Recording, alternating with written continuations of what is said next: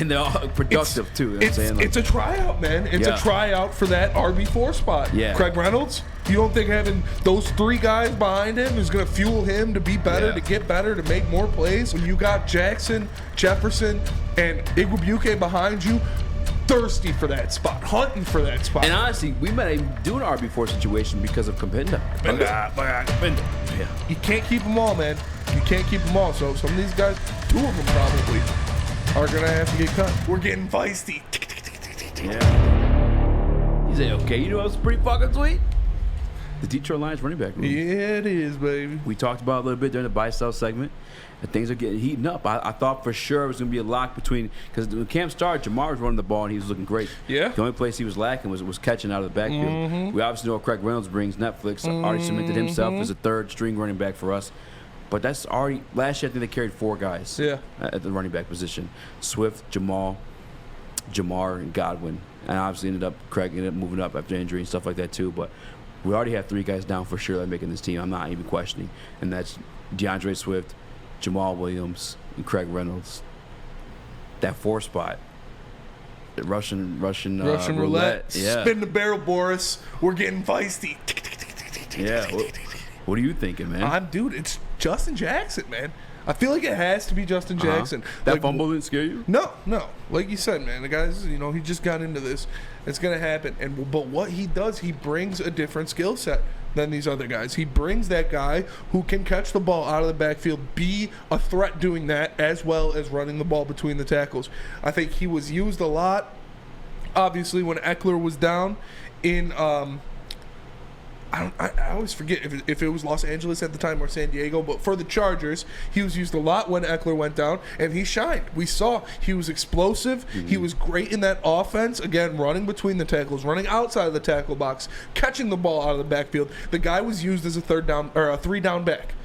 So when you have a guy like that who has that potential, who has that experience, and has done it before in this league, it's very important to hold on to that. So I like it. I like Justin Jackson. The fumble, it didn't look good, but it doesn't really scare me. Yeah. For me, I'm lost, bro. And they all got equal share, too. Like, I think it was done for a reason. Each and every one of them got 7 carries. Now, hold on. Let me pull up the stat line up on that one real quick, too, so I can look at them. So, obviously, we know Justin Jackson had the 54 yards. What, he had 21 scamper, you said?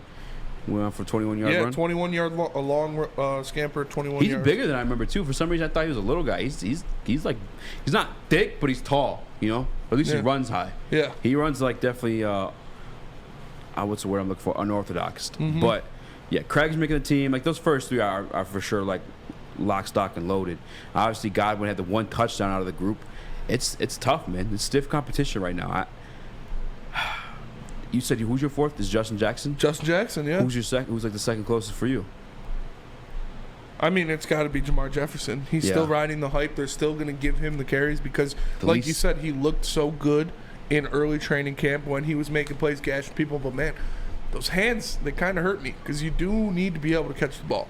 Yeah. They're not going to bring you in as a 4th running back if you can't catch the ball out of the backfield. Especially this offense, like you already know you're going to see tons of play action. Yes. 100% with Jared Goff. And the way he looks best as a quarterback is in those play action or run-heavy offenses. It's Dan Campbell, even at the presser today, got a little emotional. It seemed like when they're talking about cutting guys. I don't know if you got to see that part. And, I think it's because there's a lot of guys that kind of deserving, but also it's stiff competition. I guess, I'd probably have to go Justin Jackson, too. I always want to say Jefferson when I'm saying his name. Yeah. Sucks as Jamar. We drafted him last year, but I doubt the running back market is just so what's the word I'm looking for? There's so many options out there, man. I don't know that we'd necessarily lose him on the market if we put him on the practice squad. Godwin, I know, though, like you said earlier, he does contribute to special teams in a way, too. He does, yeah. Godwin, they use him on special teams a lot, and that was one thing they said that made him stand out over Jamar Jefferson. Yeah. Was that he is used in those special teams. He, tries hard on those special teams. He goes out there and gives it his all. So it's going to be something you need to do if you're Jamar Jefferson. If you're fighting for that stock, you're not going to be able to just coast on special teams anymore. Not worried about that's what you need to do to crack rosters as a late round pick, as a 4th, 5th running back in this room. So he's going to need to show out. He's going to need to go out there and prove that he's doing everything he can to try to crack this roster, because I think they're going to give him every opportunity to do it. And like you said, Dan Campbell's going to get emotional. But yeah, of course he is. Nobody likes firing anybody. I've had to fire people before. It's not fun. I know you've had to fire people before. Yeah. It's not fun. You know, and we're not in the position to do that anymore. Unless we're talking about Sus, he might get no, but it's especially from Dan Campbell. He's been there before. He's been on that cut line, been on that fire line of talent of player, and so he knows that feeling. He knows how you're on your on your toes at all times, worrying about doing everything perfectly, not wanting to make the mistake to get cut. So obviously it's going to affect him more than it would just another coach who goes out there and does it. But yeah, you can't keep them all, man. You can't keep them all. So some of these guys, 2 of them probably, are going to have to get cut. Cotton Chat says, I think it's bad to say. Is it bad to say I think Jamal is RB4? Roast me. Jamal Williams? Jamal Williams. Yeah, no. That's bad to say. That is bad to say. That's bad to say. He's RB2. The thing, too, is he started last year. Yeah, and I think you guys used the word, is either you or Maddie used the word elite when describing that running back room out. I wouldn't say elite, but I'd say they're all pretty up to par in terms of an equal footing outside of DeAndre Swift, who obviously we know we think is particularly has special something to him. Mm-hmm. Obviously, Deuce Staley says the same as well, all over Hard Knocks and even into the microphone during press conferences as well. You know what I'm saying? But the rest of them are kind of all interchangeable. I think, outside of dude, it's honestly pretty crazy. All of the running back rooms in our division are good. Very good. Yeah. Very good. What do you say we rank amongst those? Probably third. Yeah. Even the Bears, you look at, David Montgomery and Khalil Herbert. David Montgomery, I like him a lot. And Khalil Herbert, he is good too. Yeah. And that's a good room. Obviously, you got, Dalvin Cook and Mattinson, and then I forget their third guy, like Izuruke or something, their third guy name, something wild like that. And then you go to the Packers have the best with Aaron Jones and A.J. Dillon. But, yeah, dude, we probably, as a division, for sure have the best running backs, grouping, division-wise. Yeah. Obviously, number 1 backfield is the Browns with Nick Chubb, Kareem Hunt, and Dearness Johnson. That's 3 guys who could start on most teams. Good offensive line, too. So it's tough, but, yeah, we're up there. It's definitely a position of luxury in today's NFL to have a running back room this stacked, because like you said, running backs get tossed around. Like you said, it happened with us last year. Yeah, you pick up a guy like Craig Reynolds, and out of nowhere, he's gashing teams. Yeah, so Justin Jackson, you pick him up out of nowhere, pick him up off waivers, and the guy's looking like a stud in practice, in games, busting off 21-yard runs. We know what he did for the Chargers. So definitely a luxury position, but it's good to have a stockpile of guys that could fight for this spot, because it's only going to make the people ahead of them go harder. It's going to fuel their fight. Like DeAndre Swift doesn't really have to worry about it, and to a smaller extent, Jamal Williams doesn't really have to worry about his spot. But Craig Reynolds, you don't think having those 3 guys behind him is going to fuel him to be better, to get better, to make more plays when you got Jackson, Jefferson, and Igwebuike behind you? Thirsty for that spot, hunting for that spot. It's going to make them, fuel them to be better players than we've seen.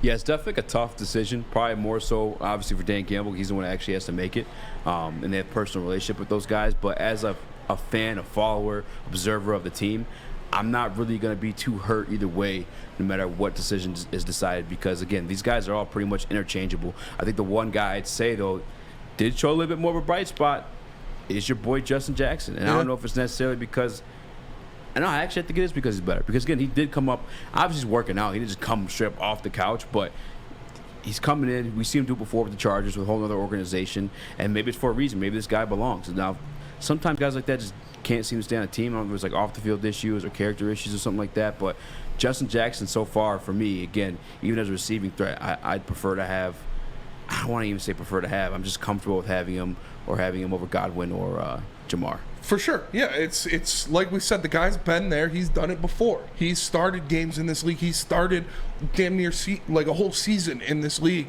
for the Chargers. It's a guy that is a change of pace as well. Yeah. I said, he's different from the other running backs that we have. You think of how Swift's going to be used in this passing game. Again, that's Justin's been that.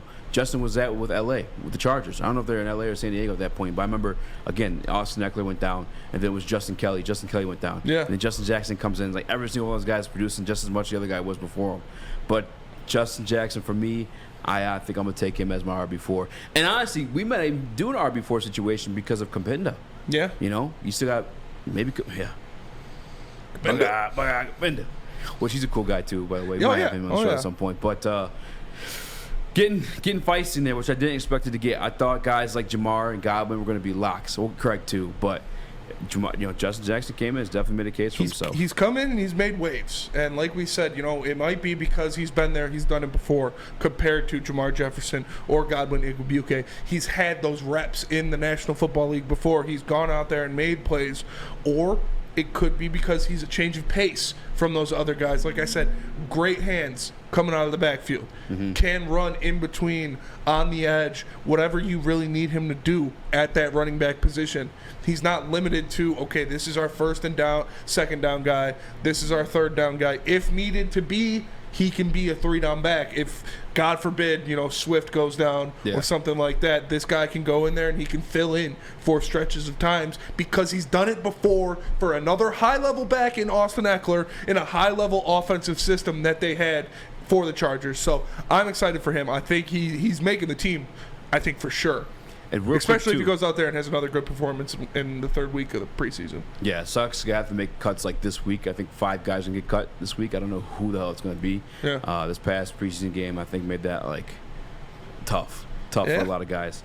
Especially on the offensive side of the ball. Defensive, I think there's a couple guys you for sure cut. James Mitchell not looking too hot at that tight end position, I'm going to say, though, real quick. But I do want to acknowledge Ben Johnson, what he did in the run game in terms of development of that, because last week we couldn't get anything going against the Falcons. And again, just preseason game. But this week you saw him change the strategy for that second unit. I think they went a lot more I formation, just power running, stuff like that. And one of my favorite offensive coordinators, or he's a coach now, but Kyle Shanahan, again, I think I said this on the show before, he'll give you the same exact look and just be a completely different play. Yeah. Each one of these guys got 7 carries. Yes. And they're all productive, too. You know what I'm saying? It's a tryout, man. It's a tryout for that RB4 spot. Yeah. It's who can do the most with what they're given. We're giving them each 7. We're going to do it each against the same type of, defense, the same level of competition. And Justin Jackson produced the most. Yeah. By far. So, I mean, it's...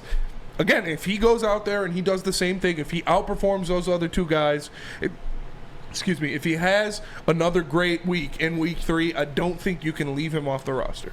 100%. And I was just trying to give more kudos to Ben Johnson in the fact of developing the offensive run scheme, because from week 1 to week 2, preseason wise, it was night and day. Yes. They weren't able to do anything on the Falcons in terms of running the football. And again, maybe it's just because no, actually, the Colts are a better team than the Falcons defensively. They have been historically. 100%. So yeah. I'm giving Ben Johnson all the credit for that one. 7, 7, 7, and 7.